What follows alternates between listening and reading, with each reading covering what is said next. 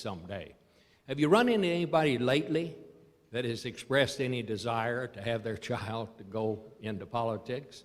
I don't mean any offense to the politicians who were there, but you just don't hear that much anymore. And I think that is one of the problems.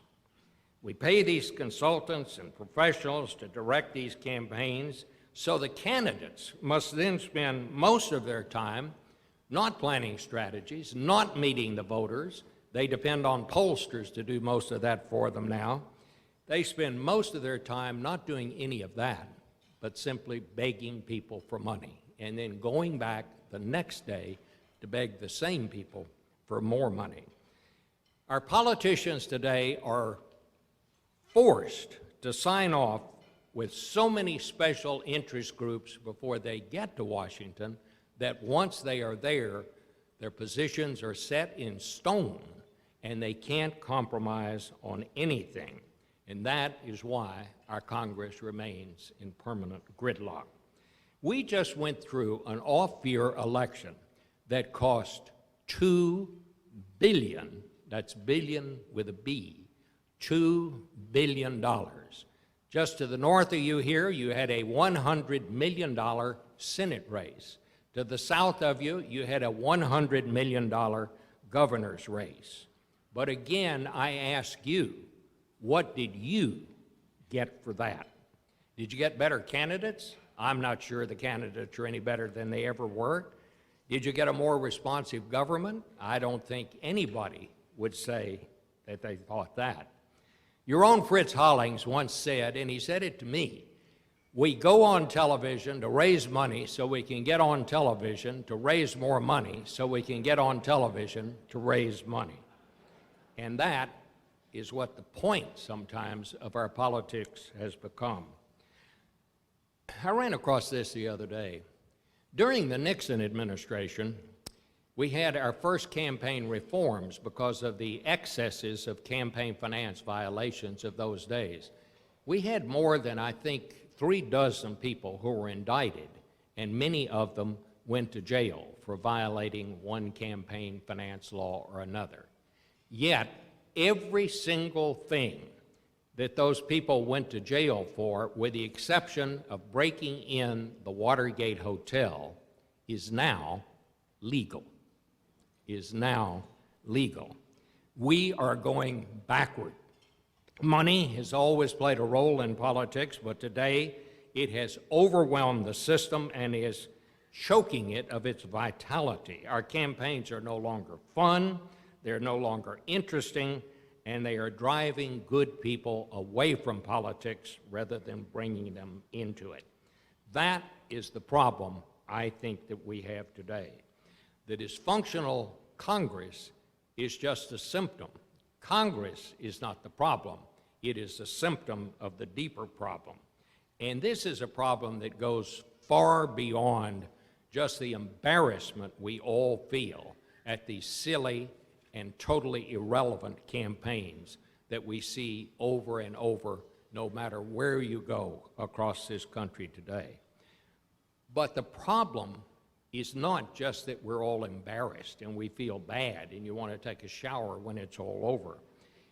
It is having an impact on the national psyche, as far as I can tell. Every poll showed before the last election that people were losing confidence in all of the institutions that we once took for granted. The Veterans Administration, the Internal Revenue Service, even the Secret Service. No one believes anything anymore, and the shining city on a hill has become the town where nothing works. Yet, even though every poll showed that a huge majority of Americans thought the country was moving in the wrong direction, even though the polls showed that, just a little over a third of us, 37%, found time to go and vote during the last election. It was as if many have concluded that elections are no longer matter. I'm not going to bore you with a list of reforms that we could undertake, some of which might work and some of which may not. What I want to say is we have got to change the national attitude. We have got to focus on and realize what this system and what this mess we have made of sending people to elective office has done for the country. We have to find a way to turn serious people back to politics, not against it. I think the media can certainly play a role in that by spending more time on significant issues and less time on the silly stuff. The reforms and the need for reforms are obvious, but what I want to emphasize tonight is not that we need reform, but what is happening here and what a dangerous position it has put our country in. Go ask any serious person in government who has been in government lately what they think the worst problem facing the country is today. What is the most dangerous problem? Ask Leon Panetta, ask Bob Gates. They will tell you it is Washington's inability to confront serious problems. The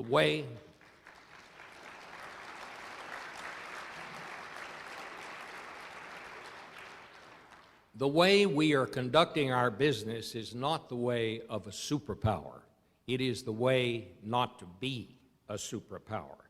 We simply cannot wait for the next cataclysmic event to bring us together. And I think the headlines of the last few days will tell us that another cataclysmic event is not something beyond the realm of possibilities. We have no choice. We have to come together, and not after the next 9/11. It is always good politics, I suppose, and I was thinking about this, and I was a little hesitant to make this the close of my speech, but it is always good politics to tell the crowd you're addressing, the audience you're addressing, that the work they are doing is very, very important. But I want to close tonight by saying exactly that. The first step to resolving any problem is to understand there is a problem, and I think you all have done that here in South Carolina by recognizing those who are trying to do something about this, who are trying to find ways to cooperate and compromise and work together to find common ground. And I really want to say to you, thank you for doing that. That is what I came down here to be a part of. And when Lindsay told me what this organization was about, that's when I said I would come. If we are to repair this system, which is still the greatest and the most ingenious in the world, the pressure to do so is not going to come from Washington. When you have to effect change like we have to bring to our political system, it doesn't ever start in Washington. It starts out in the country. It starts in places like this. It starts at dinners like this when good people come together and say, this is just not right. You know, when you talk about spending $100 million in a campaign, when you talk of one person giving $60 million to a campaign, you don't need to know a lot of details. You don't need to, you just know that somehow, some way, that just isn't right. And we can find a better way to do it. And when good people come together and say, this is serious, it has to change, we can do better, then that is when change occurs.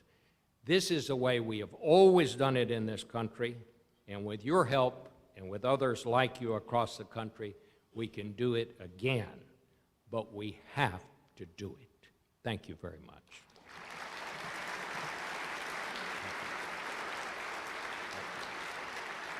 Thank you. That's very, very nice. Thank you so much.